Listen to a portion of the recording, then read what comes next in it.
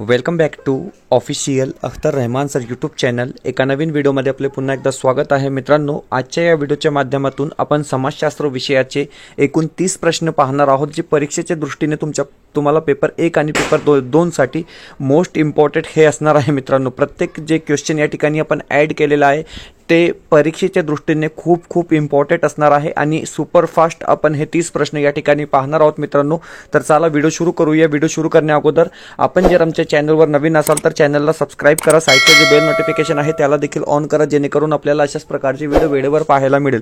डिस्क्रिप्शनमध्ये आमच्या टेलिग्राम आणि व्हॉट्सअप चॅनलची लिंक सुद्धा दिलेली आहे, तिथे जाऊन आपण आमच्या टेलिग्राम आणि व्हॉट्सअप चॅनलला सुद्धा जॉईन करू शकतात। व्हिडिओला प्लीज लाईक करा। प्रश्न क्रमांक 1 प्रश्न क्रमांक 1 विचारलेला आहे की नाणेघाट कोणत्या जिल्ह्यात आहे। अतिशय सोपा प्रश्न आहे मित्रांनो, आणि जे योग्य उत्तर असणार आहे पुणे आपलं या ठिकाणी बरोबर उत्तर राहणार आहे। ऑप्शन क्रमांक 2 जे असेल ते आपलं योग्य उत्तर या ठिकाणी असणार आहे। पुढचा प्रश्न विचारलेला आहे की हे महाराष्ट्राच्या पठारी भागात आढळणारे महत्त्वाचे ऊर्जा साधन आहे।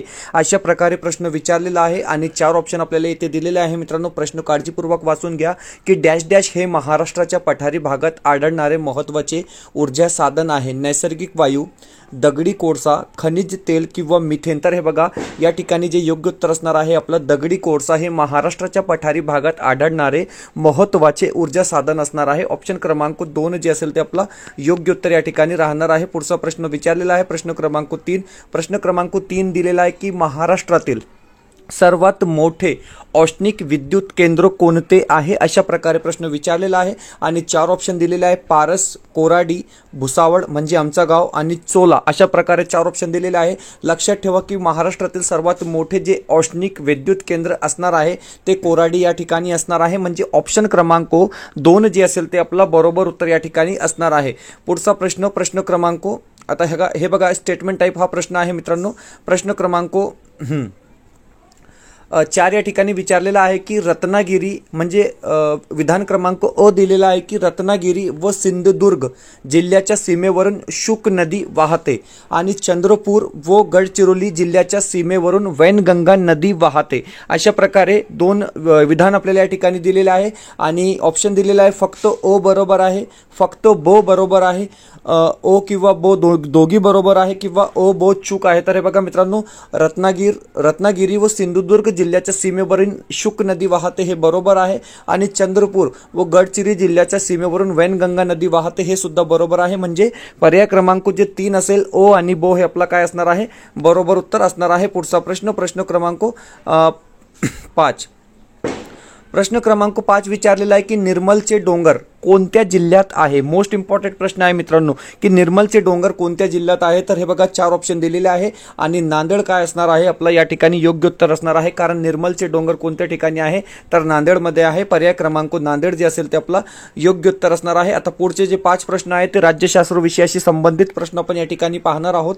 हे बघा, शून्य प्रहर हा कार्यकारी मंडळावर नियंत्रण ठेवण्याच्या संसदीय कामकाजातील भाग हा डॅश डॅश येतो। 4 ऑप्शन दिलेले आहे, राष्ट्रपतीच्या अभिभाषणानंतर, प्रश्नोत्तर तासानंतर, स्थगन प्रस्तावानंतर किंवा अविश्वास दर्शक ठरावानंतर।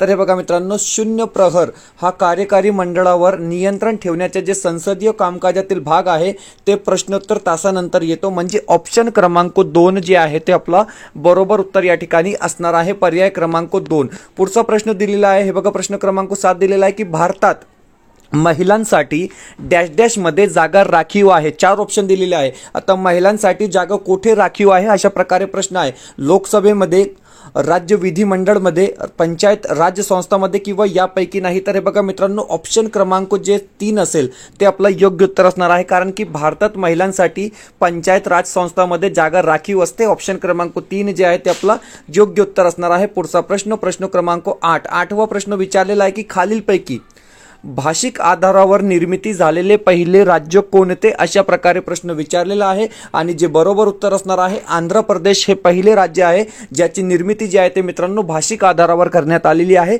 ऑप्शन क्रमांक 2 जे असेल ते आपला बरोबर उत्तर या ठिकाणी राहणार आहे। पुढचा प्रश्न विचारलेला आहे प्रश्न क्रमांक 9। 9वा प्रश्न दिलेला आहे की भारताच्या राष्ट्रीय ध्वज समितीचे अध्यक्ष कोण होते? अशा प्रकारे प्रश्न आहे. ऑप्शन दिलेला आहे doctor Rajendra Prasad, doctor B.R. Ambedkar, JB Kripalani किंवा सरदार वल्लभभाई पटेल. तर हे बघा, भारताच्या राष्ट्रीय ध्वज समितीचे जे अध्यक्ष होते म्हणजे ऑप्शन क्रमांक 1 डॉक्टर राजेंद्र प्रसाद काय असणार आहे? आपलं योग्य उत्तर या ठिकाणी असणार आहे डॉक्टर राजेंद्र प्रसाद जे असेल ते आपलं बरोबर उत्तर असणार आहे. पुढचा प्रश्न क्रमांक 10. 10वा प्रश्न विचारलेला आहे की मूलभूत हक्कांच्या संरक्षणाची जबाबदारी खालीलपैकी कोणावर आहे? 4 ऑप्शन दिलेले आहे आणि मूलभूत हक्काच्या संरक्षणाची जबाबदारी कोणावर आहे? कायदे मंडळावर आहे, कार्यकारी मंडळ, राजकीय पक्ष किंवा न्याय मंडळ. तर हे बघा, मूलभूत हक्काच्या संरक्षणाची जी जबाबदारी असते ते न्याय मंडळावर असते, म्हणजे ऑप्शन क्रमांक 4 जे असणार आहे ते आपला योग्य उत्तर या ठिकाणी असणार आहे. पुढचा प्रश्न क्रमांक 11. 11वा प्रश्न विचारलेला आहे की महाराष्ट्रातील सातारा येथे प्रति सरकारची स्थापना कोणी केली? अशा प्रकारे प्रश्न विचारलेला आहे मित्रांनो आणि आपल्याला 4 ऑप्शन दिलेले आहे. क्रांतिसिंह नाना पाटील काय असेल आपला बरोबर उत्तर असणार आहे, कारण की महाराष्ट्रातील सातारा येथे प्रति सरकारची जी स्थापना केली होती ते क्रांतिसिंह नाना पाटील यांनी केली होती, म्हणजे पर्याय क्रमांक 1 काय असेल आपलं योग्य उत्तर असणार आहे. पुढचा प्रश्न विचारलेला आहे गोवा पोर्तुगीजांच्या ताब्यातून केव्हा मुक्त झाला? अशा प्रकारे प्रश्न आहे आणि गोवा पोर्तुगीजच्या ताब्यातून कधी मुक्त झाला? तर हे बघा, 19 डिसेंबर 1961 गोवा जे आहे ते पोर्तुगीजाच्या ताब्यातून मुक्त झालेला आहे, म्हणजे ऑप्शन क्रमांक 2 जे असेल ते आपला बरोबर उत्तर राहणार आहे. पुढचा प्रश्न क्रमांक 13. 13वा प्रश्न विचारलेला आहे की गौतम बुद्धांना दिव्य ज्ञानाची प्राप्ती कोणत्या वृक्षाखाली ध्यानस्थ बसले असताना झाली? अशा प्रकारे प्रश्न आहे. आपल्याला ऑप्शन दिलेले आहे पिंपळ, वड, साग किंवा यापैकी नाही. तर हे बघा, गौतम बुद्धांना दिव्य ज्ञानाची प्राप्ती कोणत्या वृक्षाखाली ध्यानस्थ बसले असताना झाली? तर पिंपळ काय असणार आहे आपला बरोबर उत्तर असणार आहे. ऑप्शन क्रमांक जे 1 आहे ते आपलं योग्य उत्तर या ठिकाणी असणार आहे. पुढचा प्रश्न क्रमांक 14. 14वा प्रश्न विचारलेला आहे की भिलांची वस्ती महाराष्ट्रात कोणत्या भागात जास्त होती? अशा प्रकारे आहे, होती किंवा आहे? ओके, होती प्रमाणे प्रश्न विचारलेला आहे. 4 ऑप्शन दिलेला आहे पश्चिम महाराष्ट्र, कोकण, खानदेश किंवा मराठवाडा. तर हे बघा, भिलांची जी वस्ती आहे ते खानदेशमध्ये जास्त होती, म्हणजे ऑप्शन क्रमांक C जे असेल ते आपला काय असणार आहे बरोबर उत्तर असणार आहे. पुढचा प्रश्न क्रमांक 15. 15वा प्रश्न विचारलेला आहे की कोणते लाकूड प्रामुख्याने फर्निचरसाठी वापरले जाते? अशा प्रकारे प्रश्न आहे. आपल्याला येथे सुद्धा 4 ऑप्शन दिलेले आहे चंदन, साग, वड आणि आंबा. तर हे बघा, साग हे जे आहे ते फर्निचरसाठी वापरले जाते, म्हणजे ऑप्शन क्रमांक 2 जे असेल ते आपलं बरोबर उत्तर असणार आहे. मित्रांनो, अतिशय इम्पॉर्टंट प्रश्न आपण या ठिकाणी पाहत आहोत. अशाच प्रकारचे प्रश्न तुम्हाला परीक्षेमध्ये पाहायला मिळू शकतात. व्हिडिओ आवडत असेल तर प्लीज व्हिडिओला लाईक करा. चॅनलवर नवीन असाल तर प्लीज चॅनलला सबस्क्राईब करा. डिस्क्रिप्शनमध्ये आमच्या टेलिग्राम आणि व्हॉट्सअप चॅनलची लिंक सुद्धा दिलेली आहे, तेथे जाऊन आपण आमच्या टेलिग्राम आणि व्हॉट्सअप चॅनलला सुद्धा जॉईन करू शकतात. मित्रांनो, जर तुम्हाला आमच्या चॅनलची मेंबरशिप हवी असेल तर फक्त जॉईन बटनला जॉईन करून आपण ही मेंबरशिप घेऊ शकतात, जेणेकरून तुमचे प्रत्येक प्रश्नांचे उत्तर जे आहे ते वेळेवर तुम्हाला मिळू शकतील. पुढचा प्रश्न क्रमांक 16. 16वा प्रश्न दिलेला आहे की राष्ट्रसंघाचे मुख्य कार्यालय डॅश डॅश येथे होते? पूर्वीच्या परीक्षेमध्ये सुद्धा हा प्रश्न काय विचारण्यात आला होता मित्रांनो. तर हे बघा, जिनिव्हा काय असेल आपलं योग्य उत्तर असणार आहे, कारण की राष्ट्रसंघाचे जे मुख्य कार्यालय आहे ते जिनिव्हा या ठिकाणी आहे. ऑप्शन क्रमांक 3 काय असेल आपला बरोबर उत्तर असणार आहे. पुढचा प्रश्न क्रमांक 17.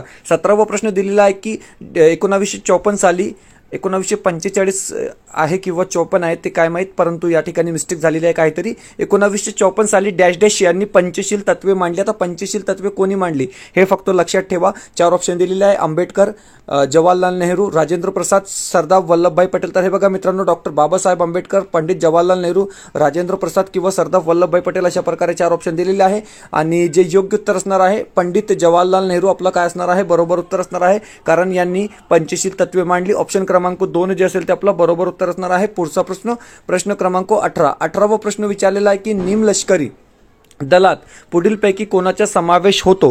हे बघा, अतिशय इम्पॉर्टंट प्रश्न आहे मित्रांनो की निमलष्करी दलात पुढीलपैकी कोणाचा समावेश होतो? 4 ऑप्शन दिलेले आहे आणि सीमा सुरक्षा दल काय असेल आपला योग्य उत्तर असणार आहे पर्याय क्रमांक 1 जे असेल ते आपलं बरोबर उत्तर या ठिकाणी असणार आहे. पुढचा प्रश्न क्रमांक 19. 19वा प्रश्न विचारलेला आहे की डॅश डॅश हा जागृत ज्वालामुखी आहे?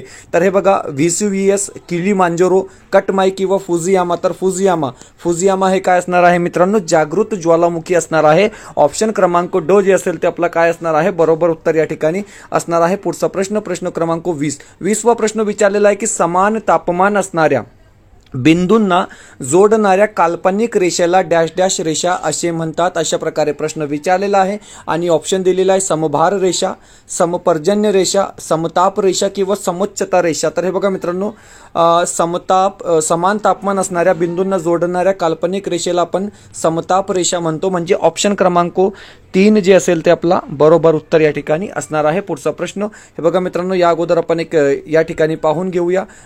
तुमच्यासाठी हिंदी स्टडी मटेरियल प्लस बाल मानसशास्त्र व अध्यापन शास्त्र प्रश्नसंच अपन या ठिकाणी एकत्रित केलेले आहे मित्रांनो.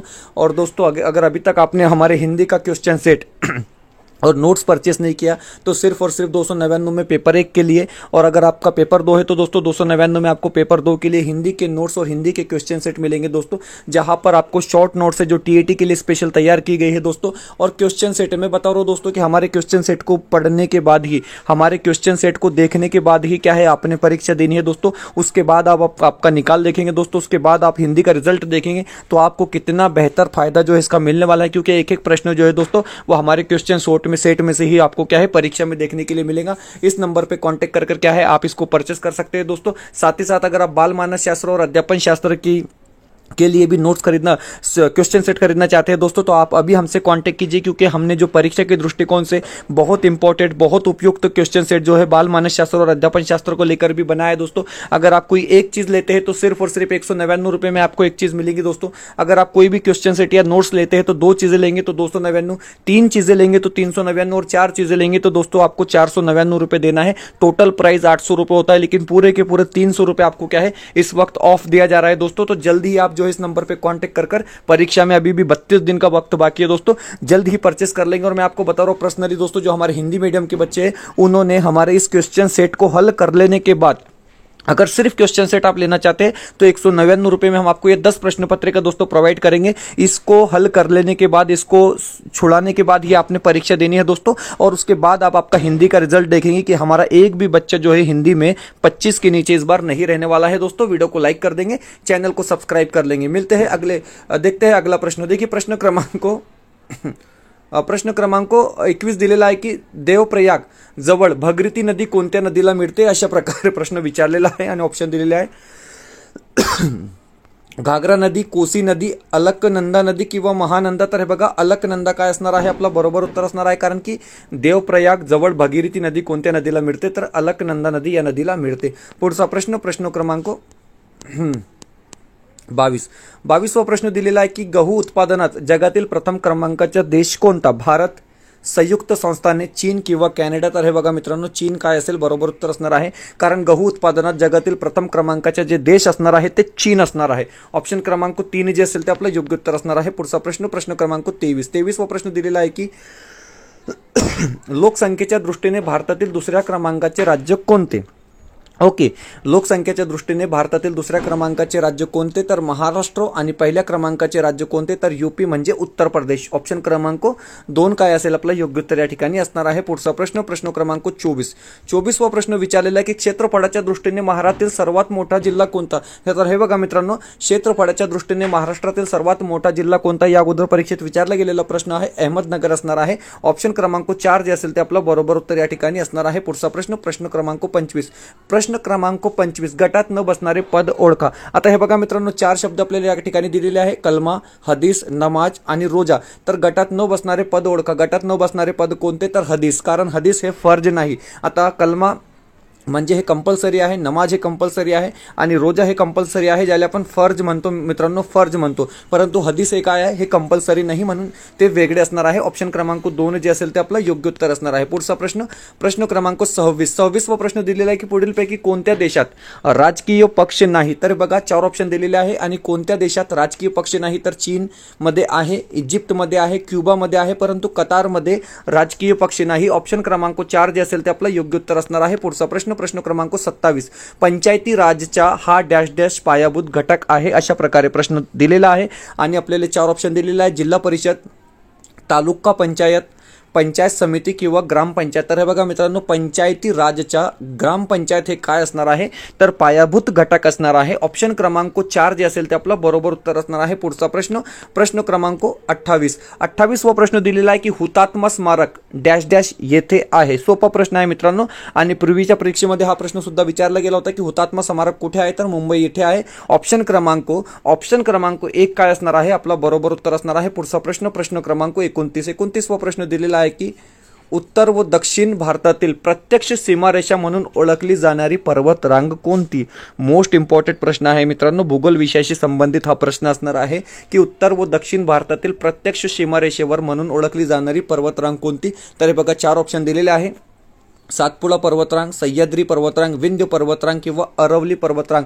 तर बघा, उत्तर व दक्षिण भारतातील प्रत्यक्ष सीमारेषा म्हणून ओळखली जाणारी जी पर्वतरांग आहे मित्रांनो, ते विंध्य पर्वत असणार आहे. ऑप्शन क्रमांक 3 आपला ऑप्शन क्रमांक 3 काय असेल, बरोबर उत्तर असणार आहे. पुढचा प्रश्न, प्रश्न क्रमांक 30वा प्रश्न दिलेला आहे की खालीलपैकी कोणत्या गोड्या पाण्याचे सरोवर नाही. आता हे बघा, गोड्या पाण्याचे सरोवर नाही असा प्रश्न आहे मित्रांनो. ओके, तर सांबर सरोवर हे गोड्या पाण्याचे सरोवर नाही, म्हणजे ऑप्शन क्रमांक 4 काय असेल, आपलं योग्य उत्तर असणार आहे मित्रांनो. अशा प्रकारे आपण अतिशय इम्पॉर्टंट 30 प्रश्न या ठिकाणी पाहिले आहोत. आणि मित्रांनो, जर तुम्हाला समाजशास्त्राचे 300 MCQ पाहिजे, हे बघा या ठिकाणी आपण 100 रुपयामध्ये फक्त 300 MCQ या ठिकाणी देत आहे. त्यात तुम्हाला 20 महत्त्वाचे MCQ प्रश्न मिळेल प्रत्येक PDF मध्ये. प्रत्येक प्रश्नांची बरोबर उत्तर दिलेली आहे आणि काही प्रश्नांचे सोप्या भाषेचे स्पष्टीकरण सुद्धा दिलेलं आहे. आणि 15 PDF हे तुम्हाला मिळणार आहे मित्रांनो, आणि फक्त 100 रुपयामध्ये हे तुम्हाला मिळणार आहे. आताच कॉन्टॅक्ट करा आणि या नंबरवर तुम्ही कॉन्टॅक्ट करून हे व्हॉट्सअपच्या स्वरूपामध्ये 15 PDF तुम्ही घेऊ शकतात मित्रांनो. आणि 300 प्रश्न जे परीक्षेच्या दृष्टीने खूप खूप इम्पॉर्टंट आहेत, ते 300 प्रश्न आम्ही फक्त 100 रुपयामध्ये तुम्हाला या ठिकाणी देत आहोत मित्रांनो. व्हिडिओ आवडत असेल तर प्लीज लाईक करा, चॅनलवर नवीन असेल तर चॅनलला सबस्क्राईब करा. भेटूया पुढच्या व्हिडिओमध्ये काही नवीन प्रश्नांसोबत.